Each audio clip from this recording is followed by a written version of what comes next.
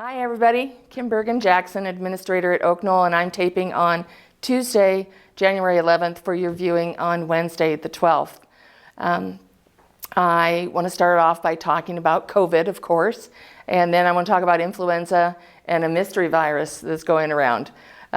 So COVID numbers are high in the county and across the nation. As you know, Johnson County positivity is higher than we've seen since the very beginning of the pandemic. The majority of the people that are hospitalized are unvaccinated or unboosted. So if you haven't yet gotten your booster, please do that. I don't want you to think that this variant is milder than the others. It's not. It is the vaccines that are working to protect you that keep the symptoms at bay largely. We do have a few cases of COVID within our independent living community. I don't want to alarm anybody. I think you all know that from our updates, but from what we can see, most of those exposures, if not all of them, have been brought in from the outside. And by that, I mean visitors. So be mindful of your visitors. Ask people not to come if they're feeling unwell. I'm even fine if you ask people not to come into Oak Knoll for the next couple weeks as we watch the natural course of this variant go through the community. Johnson County is reporting a 14-day testing positivity of 17.8%, which is the highest I can remember for a long time, and I can remember when 5% made me anxious. So I'm just reporting on current data. I'm not trying to alarm anybody. We're not in the same boat that we were before because everybody here is vaccinated and boosted, so try to keep that in mind. But also, I looked at the update at the University Hospital, and I will tell you the hospital system is struggling. The MD offices are overworked. Lots of people are out because of COVID and can't work due to work restrictions. There are 46 adults hospitalized today at the university with COVID and 10 pediatric patients. And that's the highest number of peds patients I've seen maybe since I've been taping with you. So the kids are certainly impacted by this variant, and it's really widely transmissible. So any assumptions you had about your family or your neighbors or the newspaper guy being negative this whole time, we certainly have to let those go. So my recommendations for you, if you are negative, to avoid an exposure is to wear your mask all the time when you're outside of your apartment. If you choose to eat in the dining room, you'll notice that we've separated the tables even more than we had before.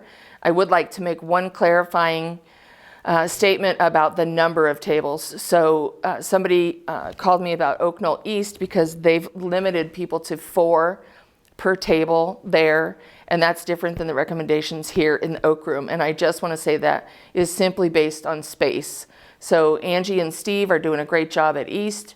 They talked to me about recommendations. They removed tables so that they could be spaced further apart, and they're limited by the amount of space that they have. The Oak Room's bigger, and so Bruce moved those tables further apart.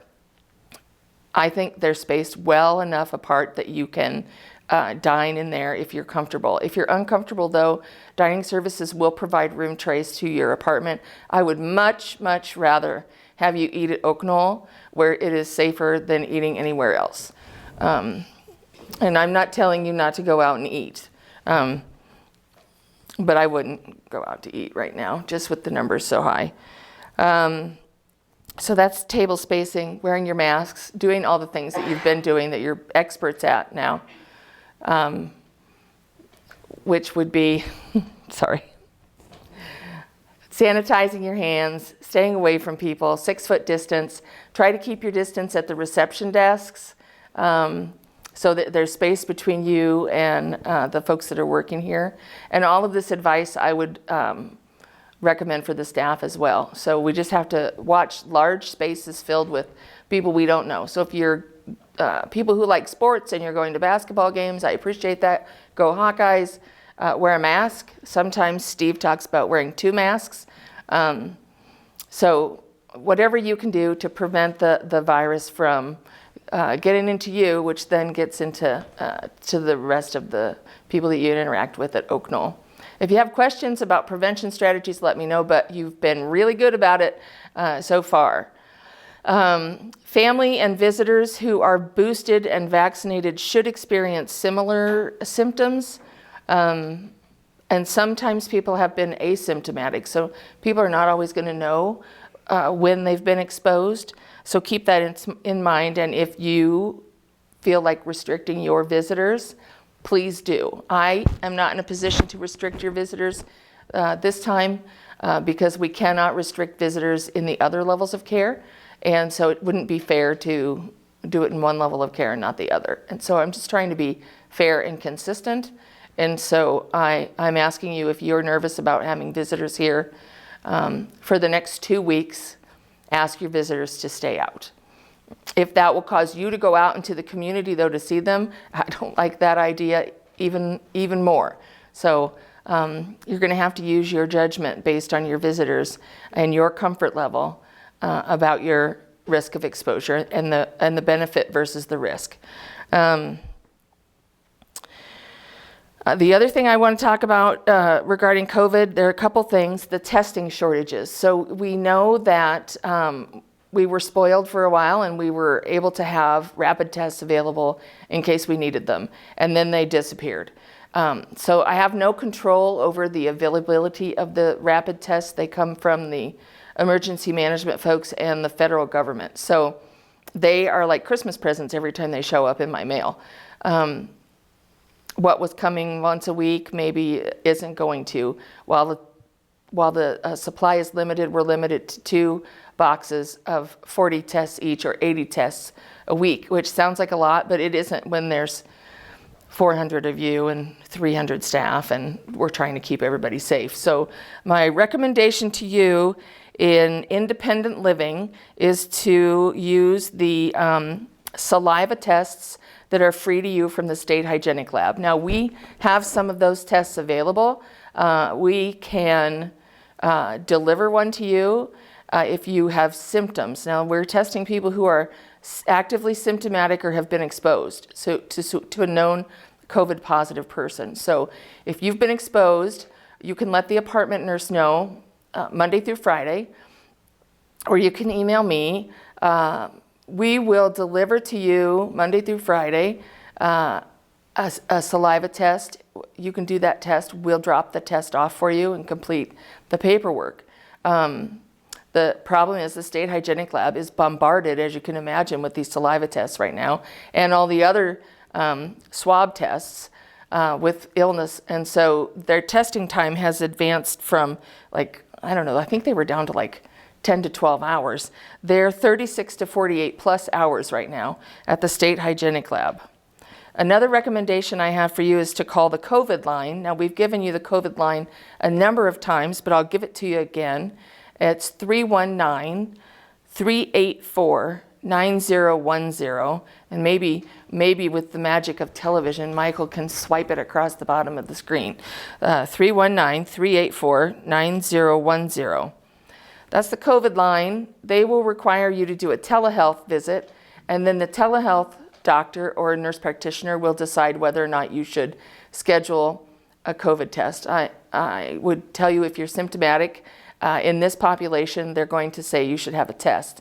Then they'll schedule the test, and then you can get it done through that's the university influenza-like illness clinic, which we've called the COVID clinic for 2 years.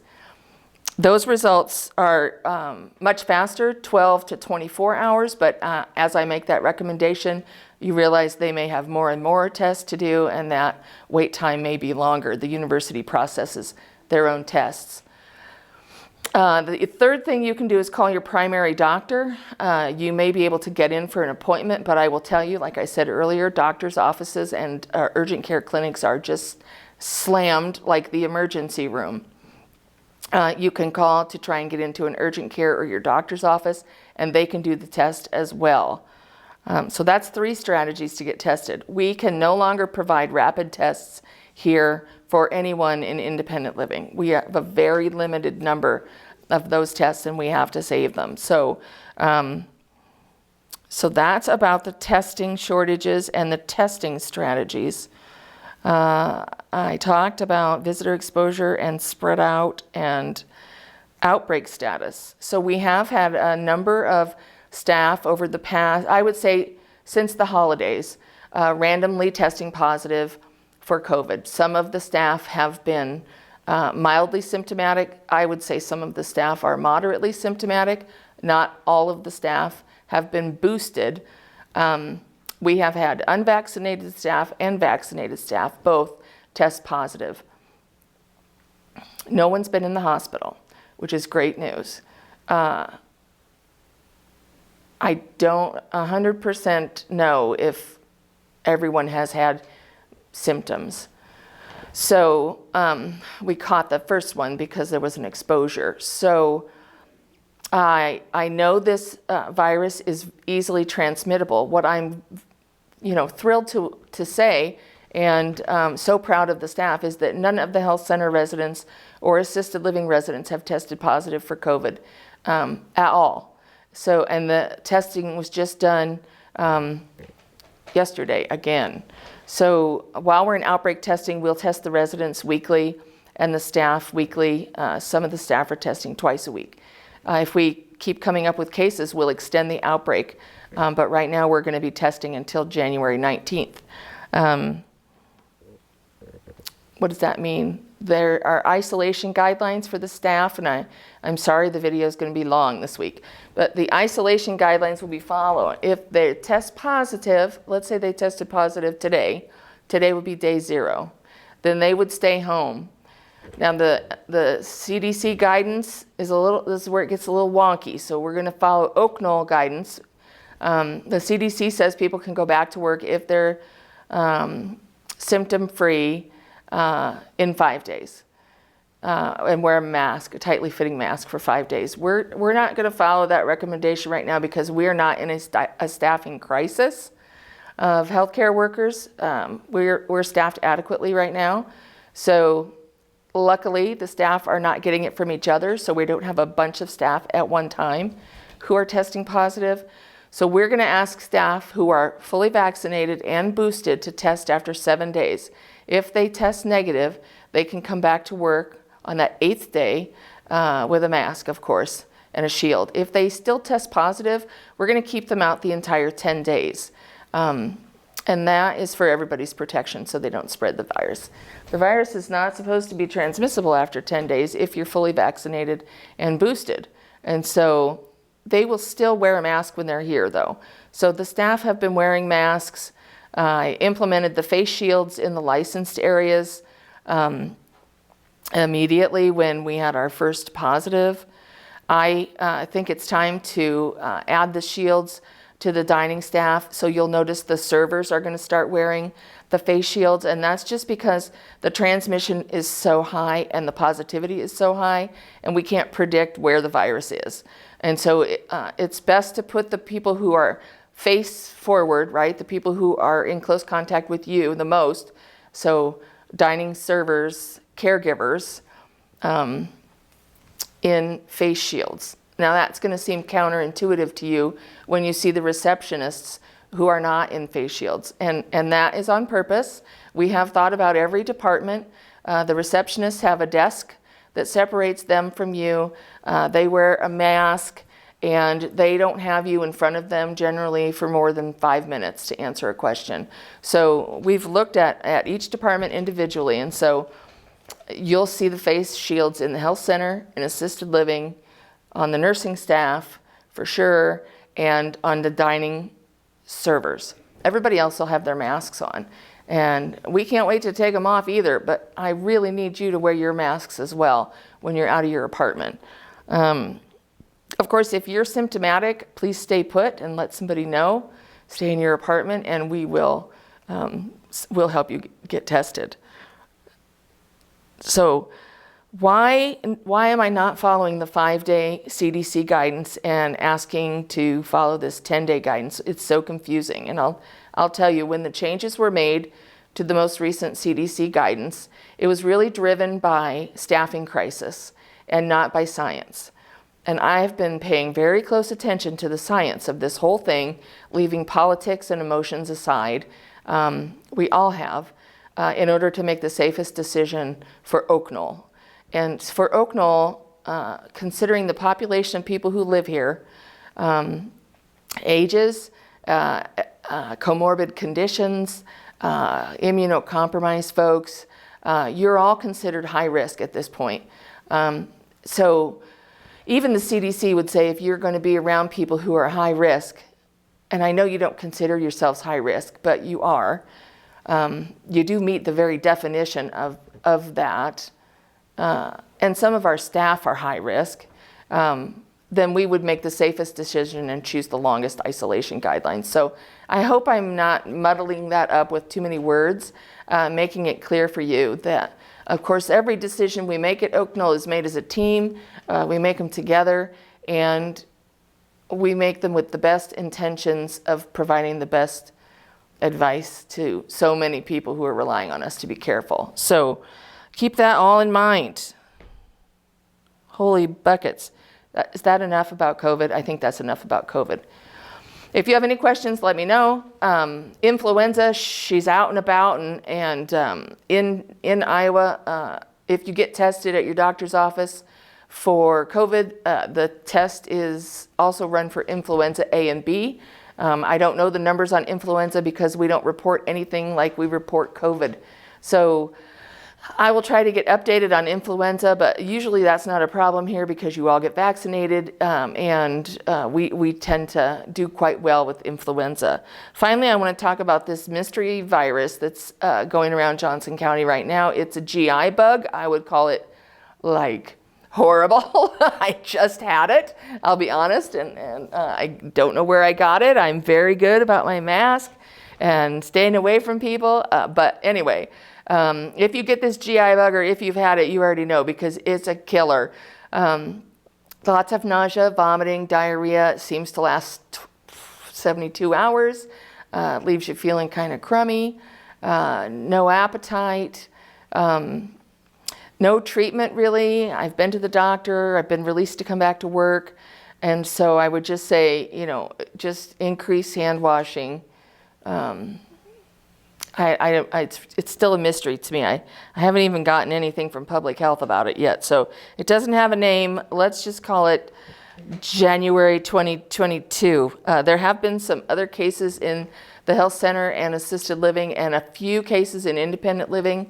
No need to cause alarm right now. The health center and assisted living are back to normal. They were in actually 48 hours. And it didn't seem to affect people like it did me. So there's varying degrees of severity. If you get sick, you'll be in your apartment because you won't be able to do another darn thing. You got to go to bed. So do let us know, though. We're trying to keep an eye on everything to prevent any spread of infection, and I'll try to see if I can find out more about it. That's a lot of information. I just want to say you're doing great.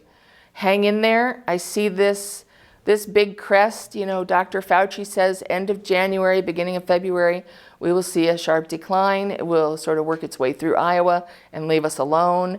And who knows, maybe it's morphing closer to the end. I don't know. I'm feeling optimistic about getting through this, and very proud again of the staff in the health center and the assisted living for protecting all of the residents and for being so forthcoming with personal health information. And people are lying about this in other places and not telling their employer when they get sick. And I am so proud of the people that we have working at Oak Knoll for taking care of themselves and their families, and letting us know what's going on. So if you have any questions, reach out to me. Otherwise, maybe I'll bring better news in 2 weeks. See you then. Thanks.